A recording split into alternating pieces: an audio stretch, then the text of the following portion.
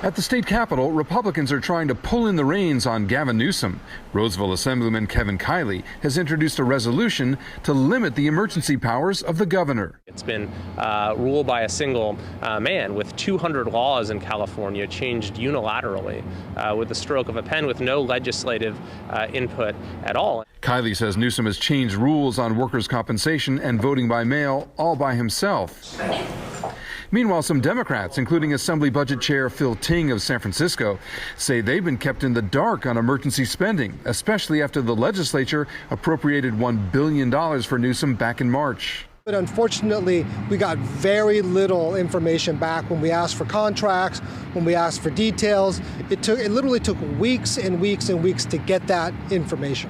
The nonpartisan Legislative Analyst's office issued this report saying, "We are very troubled by the degree of authority that the administration is requesting that the legislature delegates."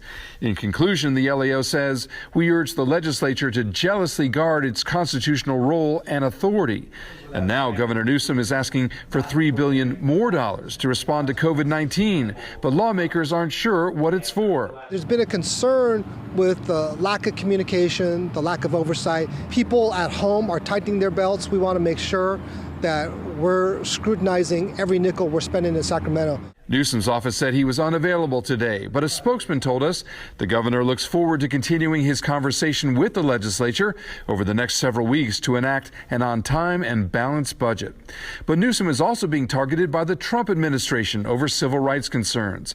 The Department of Justice sent him this letter criticizing his decision to reopen some businesses while keeping churches closed.